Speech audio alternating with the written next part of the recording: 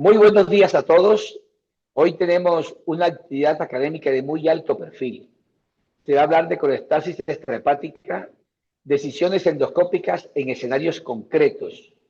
El doctor Cristian Gualdrón Colmenares es un excelente residente de gastroenterología de la Universidad Nacional de Colombia y hoy estamos acompañados del profesor Herman Junca, en nuestro concepto uno de los mejores cirujanos gastrointestinales de nuestro país. Cristian, muchas gracias por estar en este escenario y puedes comenzar tu conferencia. Bienvenido. Bien, muchas gracias. La colestasis extrahepática abarca un sinnúmero de condiciones como la coleocolitiasis, la estenosis biliar, por ejemplo, posquirúrgica, neoplasias de la cabeza del páncreas, como por mencionar algunas. En estas, las imágenes radiológicas y la endoscopia, específicamente la CEPRE, tienen un papel muy importante, sobre todo en el tratamiento. La colestasis extrahepática es entendida como la obstrucción de los conductos biliares extrahepáticos. En esta se da la alteración del flujo anterógrado de la bilis al intestino y aquí la radiología y la endoscopia cobran un papel fundamental y central en el estudio teológico, pero también en el tratamiento. La colangioresonancia como imagen de excelencia para el diagnóstico de la colestasis extrahepática tiene algunas ventajas, como por ejemplo es una ayuda diagnóstica no invasiva, no utiliza radiación ionizante, depende menos del operador que la ecoendoscopia biliopancreática y adicionalmente puede detectar enfermedad extraductal cuando se combina con secuencias ponderadas en T1, T2 o con contraste. Tiene algunas desventajas como que es más costosa comparada contra la ultrasonografía endoscópica en algunos países o ciudades. Adicionalmente requiere colaboración del paciente, pues este debe mantener la respiración en algunas secuencias o mantenerse inmóvil. No permite intervenciones o biopsias como sí lo permite la CEPRE. Y en la colangiografía pudiera tener incluso menor resolución espacial comparado con la CEPRE. Se habla de un rendimiento de hasta, con una sensibilidad, perdón, de hasta el 93% y una especificidad mayor al 96%. Entonces, la CEPRE, por ser un método que permite también tratamiento, consta de un procedimiento en el que se ingresa con el duodenoscopio a través de estómago, intestino delgado y segunda porción de duodeno. Se llega hasta la papila duodenal donde se inyecta un medio de contraste y se dibuja el tracto biliar. Aunque la CEPRE puede ser terapéutica, en caso de obstrucción extrínseca el contraste se puede detener en este punto y no se puede examinar el tracto biliar ascendente.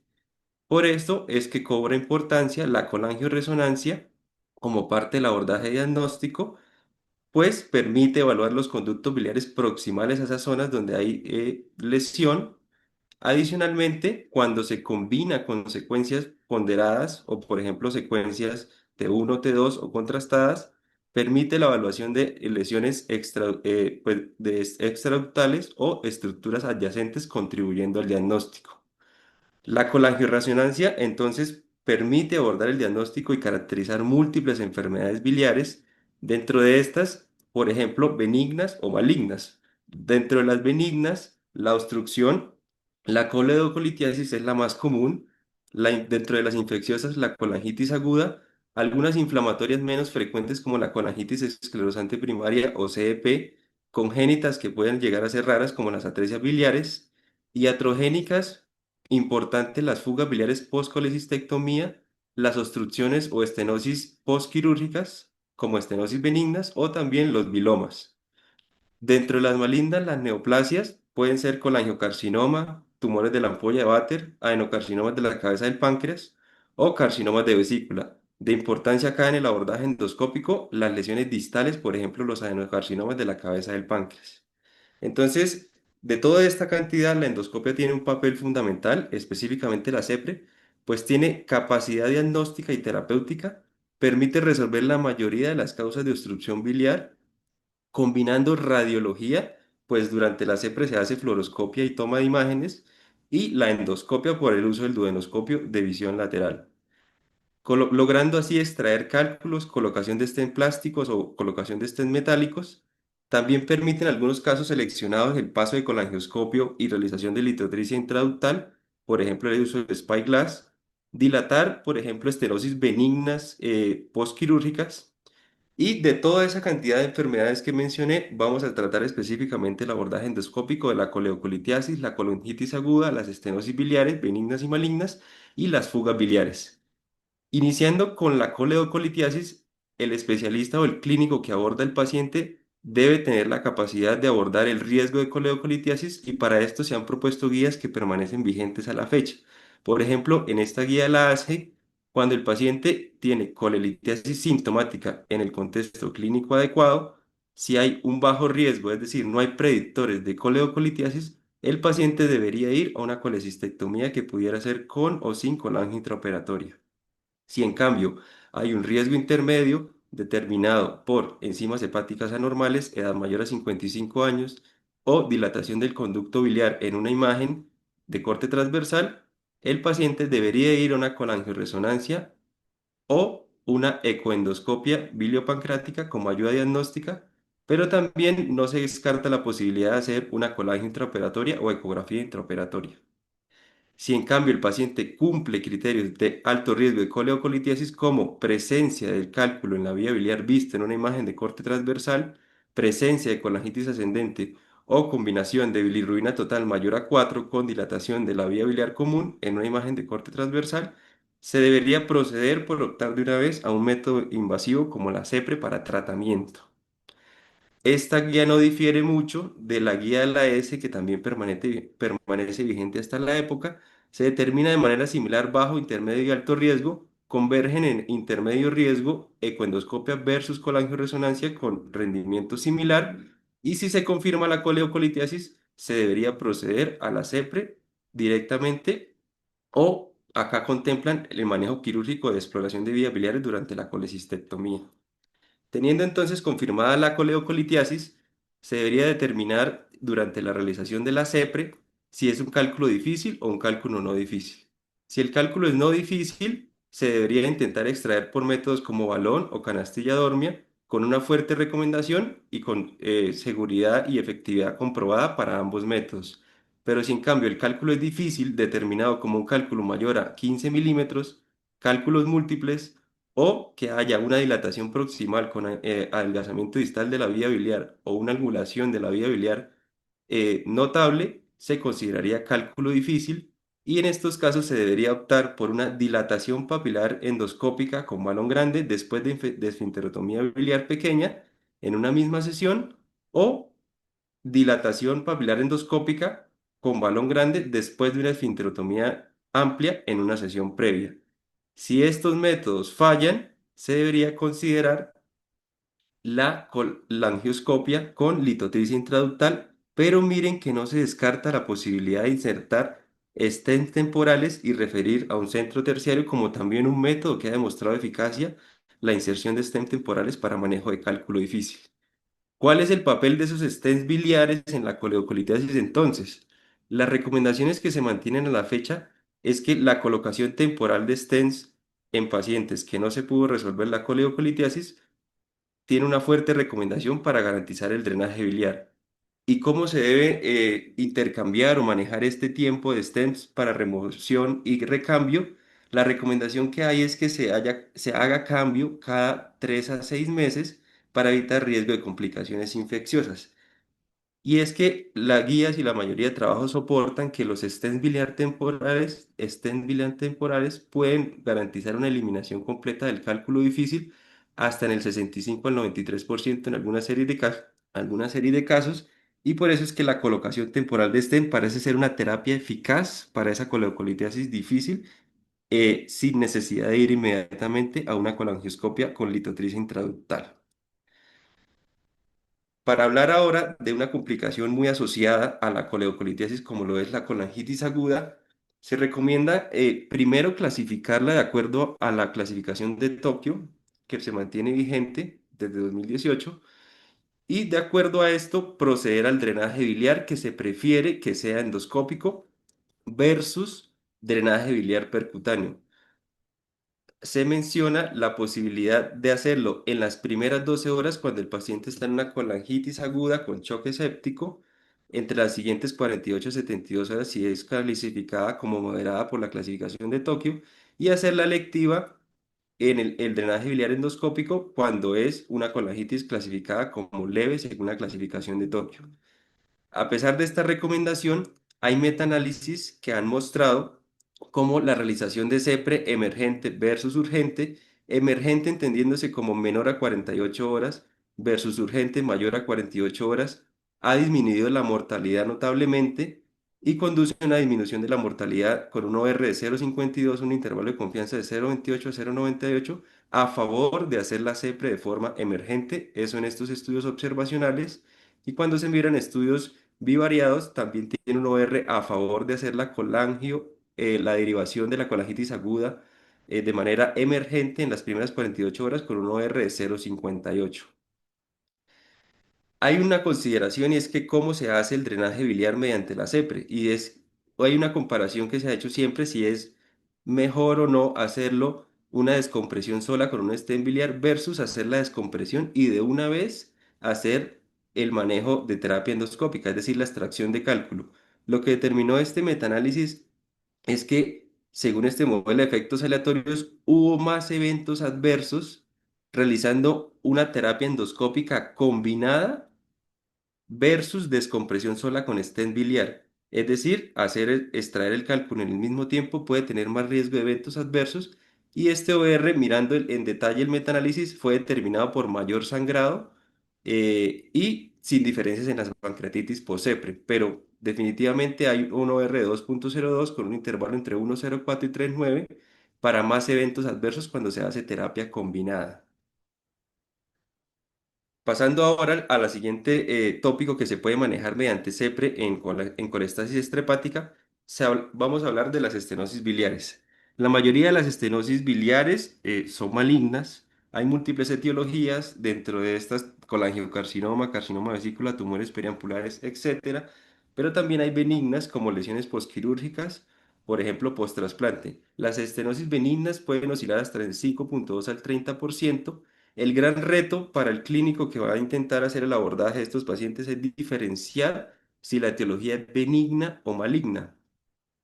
Entonces, para esto, las ayudas diagnósticas que se ha mencionado, por ejemplo, la colangioresonancia con secuencias ponderadas adicionales, puede ayudar en el diagnóstico. Dentro de las etiologías de las estenosis benignas, las principales entonces son las estenosis postquirúrgicas post-trasplante, que pueden ser hasta el 20 a 40% de todos los trasplantados hepáticos. Otro porcentaje, por ejemplo, son el 0,5% de todas las colecistectomías laparoscópicas pueden presentar una estenosis benigna. Y otro porcentaje, por ejemplo, del 3 al 21% pancreatitis crónicas, por mencionar algunos datos. A destacar que las lesiones biliares, digamos que usualmente suelen ser de compromiso distal. La presentación clínica de estas estenosis benignas puede variar según la etiología, según la localización y según la severidad, y tener, por ejemplo, manifestaciones desde asintomáticas hasta alteraciones bioquímicas en el perfil hepático muy importantes, o debutar como ictericia y colangitis aguda. Los manejos endoscópicos preferidos para la fecha y que se mencionan es, por ejemplo, la dilatación endoscópica en la que se hace uso de balones de expansión radial controlada o bujías que pueden tener un tamaño de entre 4 y 20 milímetros. Los más usados son entre 4 y 8 milímetros y la distensión se debe hacer bajo visión fluoroscópica directa, distender hasta la eliminación de esta cintura, como se ve acá en esta segunda imagen, y después de esto, sostener el balón insuflado con una fuerza radial mantenida, como se ve en la imagen, hasta por 30 a 60 segundos. A pesar de este tratamiento, se ha visto que hay reestenosis hasta en el 47% cuando el paciente solo se le hace monoterapia con dilatación endoscópica. Por esto se plantea el uso de stents. Siempre se ha hablado de los stents plásticos, pues son muy fáciles de usar, son removibles, son versátiles. Era en segunda línea, a pesar de demostrar resultados a la cirugía con menor morbilidad y mortalidad hasta el año 2002. Sin embargo, requieren múltiples intervenciones, pueden generar disfunción del stent, asociado a fibrosis del lecho quirúrgico y no han evidenciado utilidad a largo plazo. Es decir, la colocación de un solo stent es inadecuada para la resolución de las estenosis benignas. Teniendo en cuenta esto, hay protocolos de colocación de múltiples stents, como por ejemplo el protocolo de Roma, en el que se hace canulación selectiva de la vía biliar, colocación de stents y se va haciendo secuencialmente máximo posible máximo número posible de stents, como se ve en la imagen, según la estenosis. Se deben hacer CEPRES cada más o menos 3 meses para recambio e incremento y con la angiografía secuencial. Como se ve en esta imagen, se van colocando stents de manera secuencial para mejorar en la estenosis. Se habla en algunos trabajos de medianas hasta de 4 CEPRES para resolución de la stents, para resolución de la estenosis con colocación de hasta 3,2 stents, logrando un éxito clínico de hasta el 62 al 90% versus 10 al 32% en algunas otras series en las que se coloca los stents por otros protocolos. El problema es que se debería tratar de evitar la disminución de la migración de los mismos y siempre garantizar que no haya obstrucción. Hay uso también de stents metálicos que han cobrado gran interés en las últimas décadas, pues tienen mayor diámetro, mayor fuerza radial, menor requerimiento de recambios y menor oclusión. Dentro de estos, los completamente cubiertos han sido, digamos que, de gran interés. Este trabajo de metaanálisis muestra cómo, con respecto a la resolución de estenosis de los stents metálicos cubiertos versus la colocación de múltiples stents, en el desenlace resolución de la estenosis no tuvo diferencias significativas. Tampoco hubo diferencia con respecto a los stents metálicos completamente recubiertos versus la colocación de múltiples stents en la migración, es decir, no hay diferencia. Pero lo que sí hay gran diferencia es en la reducción significativa de múltiples CEPRES, es decir, se evita al paciente ser sometido a múltiples CEPRES y pueden tener incluso hasta más de 6 meses de duración. Por esto es que las guías hasta la fecha dan la recomendación, por ejemplo, de que en pacientes con estenosis extrahepática debido a condiciones benignas, se recomiendan stents metálicos completamente recubiertos sobre la colocación de múltiples stents plásticos, y esto básicamente porque se reduce el número de CEPRES, es decir, tienen éxito y seguridad comparables, pero con menor cantidad de intervenciones y CEPRES, mejorando así los costos y optimizando los recursos. Tienen limitaciones como la mayoría de cosas y son, por ejemplo, si la estenosis es cerca al ilio, alrededor de 1 centímetro, pues hay limitación para el uso del stent metálico. Si el paciente tiene vesícula por el riesgo de oclusión del cístico, también tienen limitación cuando tienen historia de stent previo migrado o stent previo no tolerado, o también de recurrencia tras el retiro de stent metálico. Si uno compara entonces todas las técnicas, este gran trabajo de metaanálisis que miró 24 estudios, aunque no fueron aleatorizados, lo importante es que todas las técnicas, como se ven acá, múltiples stents, metálicos, derivación percutánea o incluso tratamiento quirúrgico, son superiores a la colocación de un stent plástico. Es decir, se logra un éxito a largo plazo entre el 76 y 84%, aunque hay una alta heterogeneidad en los estudios. Entonces, la decisión debe ser individualizada por parte del médico tratante. Otro gran tema a tocar son las estenosis malignas. Y aquí hablamos sobre todo en el papel del gastroenterólogo en la paliación de las estenosis malignas, pero que son distales. Este trabajo de metaanálisis muestra cómo comparando los stents descubiertos versus los plásticos, mostraron un OR de 0,44 a favor de los stents no cubiertos versus los stents plásticos con una heterogeneidad, digamos que apenas del 11%, y comparando los stents cubiertos versus los plásticos, también mostraron superioridad versus los plásticos con un OR de 0,51 y una heterogeneidad de 0. Eso comparando contra los plásticos, es decir, cubiertos o descubiertos son mejores. Y comparando los cubiertos versus los descubiertos, no hubo diferencias. Es decir, los stents descubiertos y los cubiertos pudieran ser una opción en las pacientes con estenosis maligna, pero hay que considerar algunos datos importantes, como por ejemplo que los descubiertos tienen mayor crecimiento tumoral que en los artículos se denomina ingrowth, intrastent, y los descubiertos y los recubiertos, completamente recubiertos, tienen mayor riesgo de migración, mayor crecimiento tumoral que en los artículos se denomina overgrowth sobre stent y mayor riesgo de oclusión por barro biliar. Otro de los tópicos a tratar por parte del gastroenterólogo son las fugas biliares postquirúrgicas, puesto que la colecistectomía es uno de los procedimientos quirúrgicos más realizados. si bien son muy seguros, tienen algún riesgo de fugas biliares postquirúrgicas. La mayoría, afortunadamente, son fugas biliares tipo A de clasificación de Strasberg, que son fugas de bilis del conducto cístico o pequeños conductos en la fosa vesicular. Las tipo B son la oclusión del conducto hepático posterior derecho aberrante, es decir, se colocó un clip metálico ahí. Las tipo C son la lesión que hay acá con transección de ese conducto hepático derecho aberrante sin ligadura. Y las tipo D es cuando hay una lesión lateral que afecta el conducto biliar principal sin haber transección completa. Afortunadamente, la mayoría son tipo A.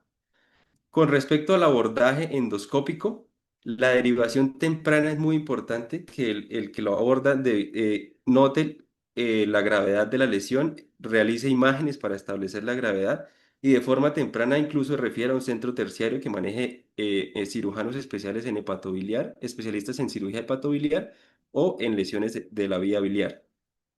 El paso principal siempre será en las lesiones que pudieran ser graves, contener la contaminación, incluso requerir abordaje multidisciplinario, abordaje por radiología intervencionista y demás. Y el papel del gastroenterólogo pudiera ser útil en el control de la fuga de algunas de estos tipos de fístulas, perdón, de fugas biliares postquirúrgicas. Entonces la CEPRE permite localizar la fuga y manejarla para el caso de las tipo A. Tiene una muy buena, digamos que, opción de manejo a través de stents biliares. Y para las tipo D, que son esta lesión acá que hay parcial del conducto biliar principal, cuando es leve también tiene oportunidad de manejo mediante esfinterotomía y colocación de stent biliar. Y para las tipo C, en la que hay esta lesión o transección del conducto hepático derecho aberrante, si bien casi siempre se requiere un abordaje adicional solo cuando hay comunicación del extremo proximal con el distal, que sería una forma rara, pudiera tener cabida la colocación de stents biliares y también esfinterotomía para manejo a través de CEPRE por parte del gastroenterólogo o aportar en el grupo interdisciplinario para el manejo de estas condiciones. Como mensajes para la casa, la colangioresonancia, consecuencias adicionales, como se menciona, tiene buen rendimiento para el diagnóstico de estas enfermedades de colestasis estrepática. La CEPRE resuelve la mayoría de las causas de obstrucción biliar. La colangitis requiere drenaje en menos de 48 horas. La colocación de stents plásticos múltiples o stents metálicos completamente recubiertos son útiles en estenosis benigna. Los stents metálicos son útiles para paliación en estenosis maligna distal y la esfenterotomía y stent biliar son útiles para fugas biliares leves. Muchas gracias. Cristian, excelente. Creo que esta conferencia refleja exactamente lo que hemos